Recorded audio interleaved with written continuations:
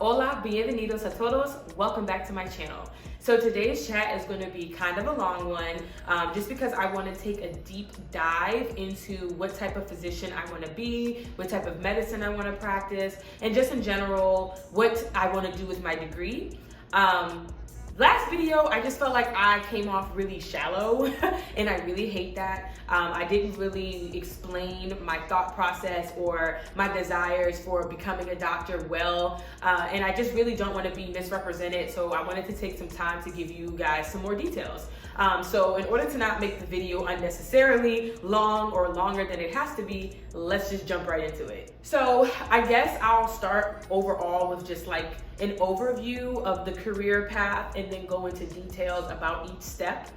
So my first overall career path is going to be as a global health specialist, which would be me working somewhere like the CDC or the WHO, or on a smaller scale, something like a coalition or an initiative that are usually started at like colleges and universities or at medical colleges. A good example are the many ones that have come about as a result of the COVID-19 pandemic. There's like contact tracing initiatives.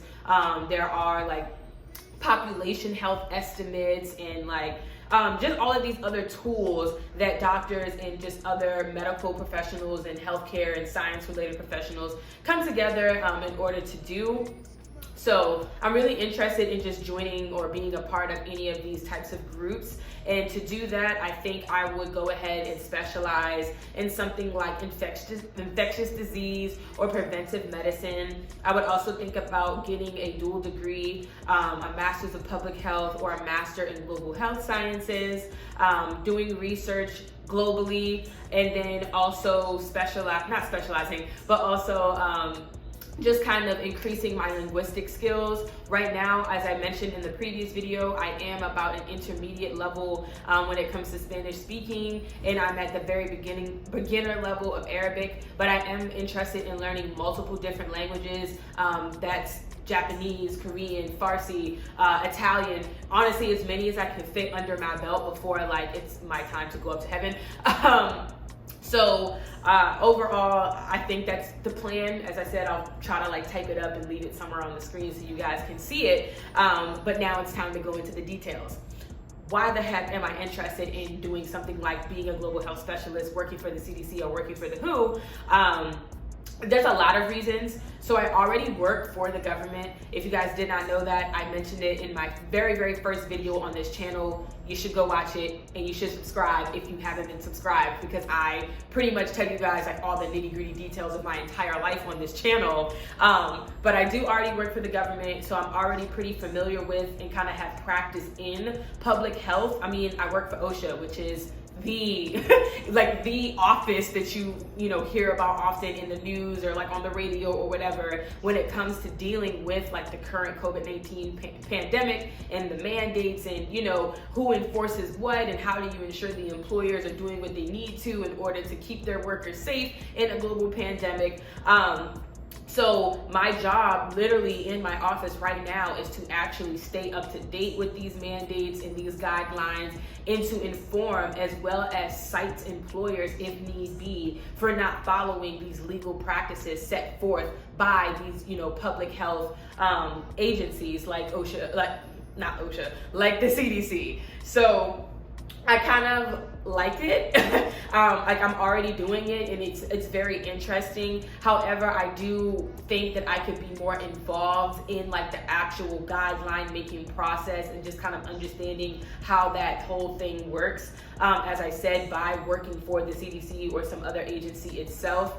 And then on like an actual clinical level, I've pretty much always been exposed to the issues of like other cultures or other countries when it comes to healthcare and like proper health equity and things of that nature here in America. Mi madrastra es de la República Dominicana. I also have like influences from Jamaica and Puerto Rico, and my ex-fiance, he was Ghanaian and Liberian. His father actually had passed away while we were together from COVID-19 when he was working in Liberia. So it's like, again, I've always been exposed to or had awareness of how it is to be, foreign in America and what that means in terms of your healthcare access, and just other issues that you face because of cultural or linguistic barriers, or you're in a country where your resources aren't the best. So I guess naturally I've kind of grown to want to be a part of like that solution. Like, how do we help these other countries to boost up their healthcare systems? And what is our relationship to these countries that we can even do these things? Are we on friendly relations with them or not? What is America's role when other countries are hit with like natural disasters? So again, like, I've always kind of been interested in these issues, and now that I'm actually going to medical school, it just feels like, okay, great, now I'm one more degree, closer to really understanding what role I could play in having the qualifications to do so. And then kind of back to the linguistics, or not back to, but to go into the linguistics. As I said, my stepmother is from the Dominican Republic. I studied Spanish for like 4 years. So I'm at about an intermediate level, but for me, learning languages is beyond just a passion or a desire to be multilingual, but to really understand these other cultures and where they come from and what are their traditions, who are the people that speak this language, where is this language spoken, almost kind of like anthropology, like studying people, where people come from, who they are, just kind of having like a growing desire and fascination for those things. I actually think it's kind of funny, and it's a little bit of a sidebar here, that when people become obsessed with like Japanese mangas and animes, the first thing that they want to do is learn how to speak Japanese, so that way they can have like access to all of like the raw materials and not have to wait until it gets translated to English. And it just goes to show you how quickly you can become enamored, or as I said, fascinated with other people's cultures. But unfortunately, I think a lot of people remain at a shallow interest, like you're interested on a surface level, because again, these material things are cool to you, like the comics and the movies and whatnot. And that oftentimes people don't take a deeper dive into, as I said, the countries or the people who speak that language. So for me, I really want to make it a point to as I said, have an enriched understanding and cultural appreciation as a physician, which is why for all of my schools, when I was interviewing, the first thing that I asked is, how are your linguistic studies? Like, do you have a medical Spanish course? Do you offer other courses where I could learn other languages? How often are your students going to study abroad?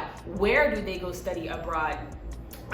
Because again, like I have always been interested in this area of like language and culture and diversity and all of those good things, and how I can combine them into my medical practice and into my medical career. So I think that being a global health specialist or working for these other agencies, being in epidemiology, being in public health, all of that is kind of a natural path for me to take, and I'm just really excited to look more into it. I guess a con of this career path that I have been thinking about is like the financial. And before y'all try to get on my case, I know that you shouldn't be practicing medicine thinking that you're going to be in it for the money, because you're going to be sorely disappointed. Trust and believe, I know this. Just with the application process alone, there is not enough money in the world to cover the headache and the frustration, the exhaustion. I mean, if you're applying, you get what I'm saying. So I'm definitely not on this career path just for the money. However, I also think it's okay for me to not pretend like I'm some sort of saint. I'm not an angel. I'm not Mother Teresa. I have selfishness. I have human desires and greed. And one of those human desires is to have a very nicely built closet.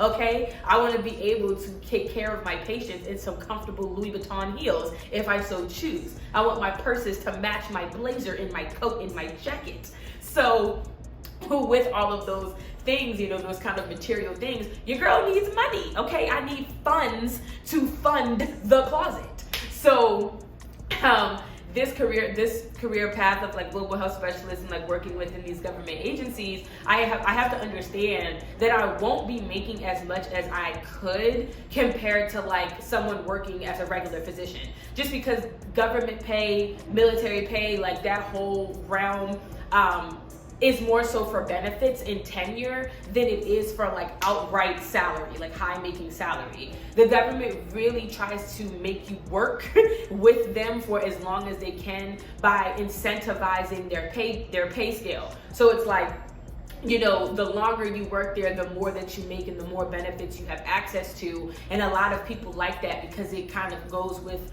job security, right? Like you have your nice savings account set up for you, and you know, you have all of these, as I said, these benefits kind of built into the government pay system. But the actual pay itself, like what you can get out of pocket and what you're taking home, isn't that high compared to, as I said, like your civilian counterpart. So that's just something to consider. Also, with getting a master's, that would be an additional year of school. And getting a master's, I would have to pay for that degree.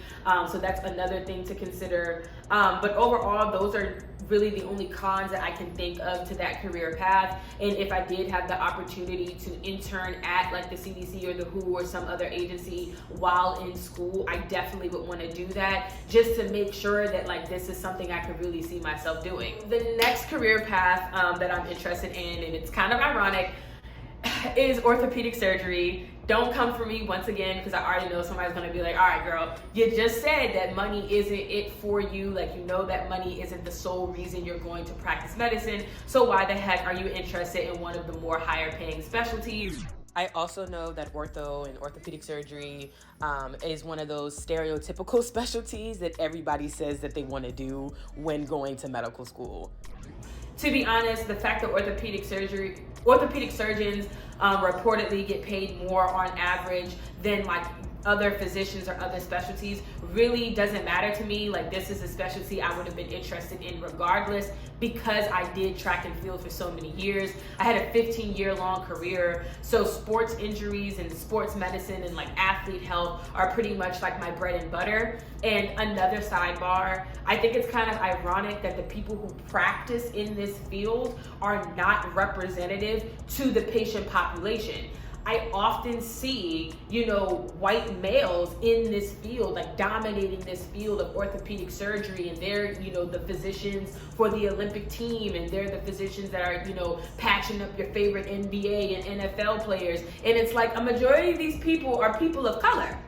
You know, not saying that, you know, you have to be a person of color to be interested in this field. I just think like it speaks volumes in how medicine is practiced, and how, again, physicians aren't always representative of their patient population. And I just find that a little weird. Like, okay, like I remember when match day for last year came around, I was looking through like the hashtags and looking at all the schools I was interested in and seeing where everybody was going. And I kid you not, every time I saw a person holding up orthopedic surgery match, like holding up the little sign, it was always like a white man. And it's just, again, it's kind of ironic that, you know, these are the people who are dominating this specialty, and yet these are not the people that you would see accumulating these injuries most often. Not to say that like I'm only ever going to treat athletes if I do decide to become an orthopedic surgeon. Obviously you can blow out your ACL, or you can have, I don't know, like back issues or whatever else would be in that specialty, and you're not an athlete. But for me, because that's mainly where my interest lies, like this is the population of people that my heart goes out most for, because I was them, that's most likely who I'm going to see, or who I would aim to see. Who knows, you might be looking at, you know, one of your future Olympian physicians. Another sidebar, that doctor who got in trouble for, you know, doing what they did, I'll insert the article somewhere on the screen so that YouTube doesn't flag me, doing what they did to the women's gymnastic team is literally what I mean by physicians should be representative to the patients that they're treating, if you can, right? Like, obviously as a Black woman, I can't guarantee that all of my patients are going to be Black women. That's not how that works. However, I do think if you're working particularly with a group or subset of people for 90% of your job, then you should be representative to those people. There's no reason why the physician for the USA Gymnastics Olympic team was not a multicultural woman of color, considering that every single person on the USA Gymnastics Olympic team is a multicultural woman of color. So that's that. That's the end of that rant right there. But yeah, that's a specialty that I'm interested in: orthopedic surgery, sports medicine. I'm not gonna insert an overview for that just because it's like a more commonplace path. You know, do well in school, graduate, get into residency. Additionally, I'm interested in like athlete mental health, so psychiatry, general psychiatry. I'm also interested in forensic psychiatry, working with like the CIA or the FBI. That one kind of sounds a bit ridiculous when I say it out loud. It sounds very much like TV, movie, book fascination. Like, oh, you want to work for what, the behavioral analysis unit? Like, who do you think you are? Like you think you're Will Graham? If you have not watched Hannibal, I highly recommend that you watch Hannibal. But I think I had a fascination for forensic psychiatry just because I was originally a psychology major in college. The details of why I had to switch aren't really that interesting, but originally I was a psychology major. I ended up with it being my minor upon graduation. And psychology is always just going to be like my first love. I don't think that there's anything that we can do on this earth without taking into consideration how we think, act, and feel. Psychology is just one of those topics that's ingrained into everything that we do. So I just think it would be awesome to be a physician and like that's my expertise. And then to be like a forensic psychiatrist working with people who are, you know, like working with like criminology and again all of those different units or agencies, and just kind of like why people do what they do, like the bad things that they do. So yeah, I actually think that that's it in terms of specific career paths that I'm looking to undertake.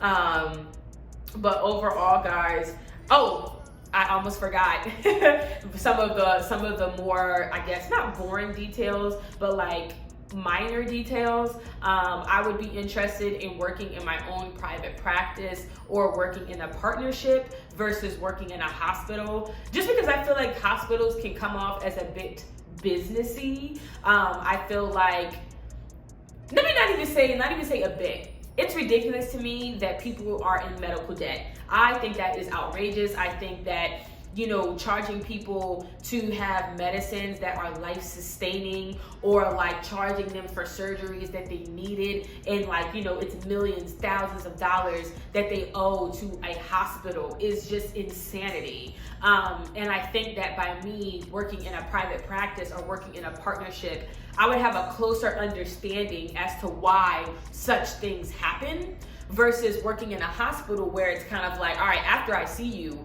any bills and any of that financial stuff, you just call the financial department. Not saying that private practices and partnerships also don't have financial advisors or financial departments, but again, because there's not as many people within like the hub, there's not like a buzzing giant network like in a hospital. It's kind of like, if I so chose to take my time and understand the process, I could, because there's not as many people or not as many steps and barriers that I would have to work through, and it would be a lot harder for me to dismiss or to be unconscious of the struggles of my patients, because it's like you're seeing me, versus in a hospital, again, it's like there's hundreds of doctors on the floor, or, you know, patients can randomly pick any one of us. It's like, no, you are my people. Like, y'all came here to my place of work. You came here to my business, to my practice. You didn't come to the hospital I work at. You get what I'm saying? So that's one thing that I've also been considering.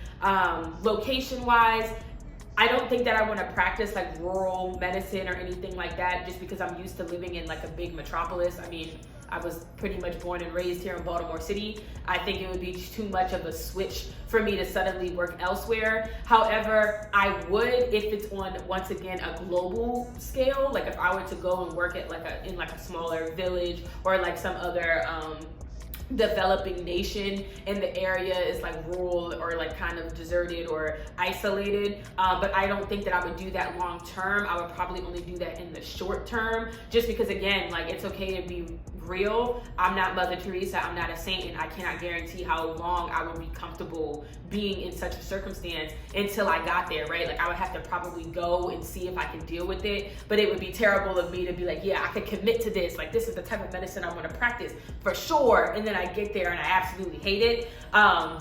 So as of now, I would just have to see how much I would be able to handle working in such a setting if that were to come up in my global health or like research endeavors.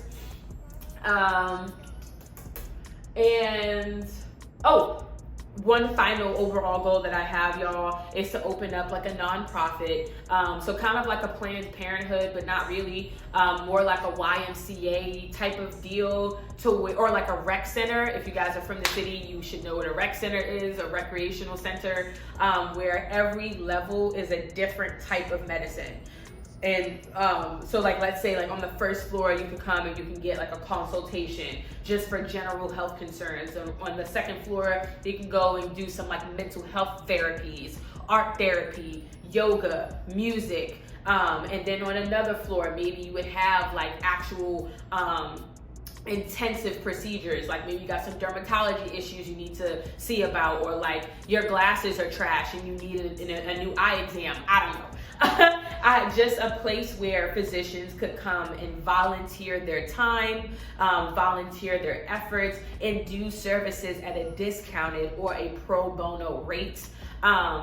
I'm not sure if such an establishment already exists, and I don't know about it. If one does exist, please leave it in the messages below, in the comments below. But oftentimes when I see things like free clinics or discounted clinics, they're usually done by students. They're student run at like universities, or like they're places where pre-meds can come and volunteer. I'm talking about full-fledged professionals. I'm talking about a building where somebody who has their degree, they've been practicing for several years, they have a solid patient base, comes and decides to, again, give their time, give their expertise to whatever community I would build it in. And again, it just be like a nonprofit kind of charity almost organization. And however I would be able to set that up. I don't know nothing about business, y'all. I don't know nothing about those logistics. I'm probably making it sound a lot easier than what it really is. But I'm the type of person who feels like if it's something I really want to do, I'm going to get it done, no matter the time, no matter the effort, no matter the energy. And even if it doesn't happen on the timeline that I thought, it's going to happen eventually. So that's that. I'm pretty sure that's it, just in terms of my future career plannings and the things I've been thinking about. And I hope that all of what I said made sense, just because it's a lot, right? Like what I just said, it's a lot to kind of go over, to get into. But the reason why I've been kind of planning these things out in advance is so that when I get to medical school, I can get started. I do plan to sign up for foreign language clubs. I do plan to sign up for like specialty interest groups, orthopedic surgery, psychiatry. I do plan to, as I said, do research globally and, make friends and make, connections to my professors and mentors who do research abroad. I want to start early and hit the ground running, so that way by my like third year, I can be like, I have a solid foundation no matter which path I decide to take. I don't want to be in my third year having done nothing to really solidify, hey, this is what I want to do. My video cut out while I was talking, y'all, so obviously this is a sign that I just need to shut up and wrap up the video. But my final closing thought was just, doing this career planning, thinking about what type of physician I want to be, what type of medicine I want to practice, what I want to do with my degree, asking all these questions to myself early, does nothing but benefit me, hopefully, in the long run. So that way, by the time I'm applying to residency, my resume will speak for itself. Like I've put in the work, I've done the time, I've done the volunteering, the research, whatever may have you. I've been doing it since freshman year, so pick me. That is the overall goal here of this type of planning. I highly recommend anybody else to do it as well if you have like the stomach to think that far ahead without freaking yourself out, as well as having the discipline to not get too detailed, because at the end of the day, like, you never know what life is going to throw at you. I could have these plans and then next week something happens and these plans are no longer the plans. So even though I talk about how passionate I am about each of these pursuits and each of these pathways, God has the final say, and wherever I end up is wherever I end up. I just know that it's going to be something bigger, and it's going to be something more than just I have patience and then I go home at the end of the night. I hope that you guys enjoyed this video. Please do let me know what other content you want to see from me, or what other topics you want me to go over. As always, thank you for watching. Don't forget to like, comment, share, subscribe if you have not already, and hit that notification bell so that way you are alerted to whenever I post a new video. Bye.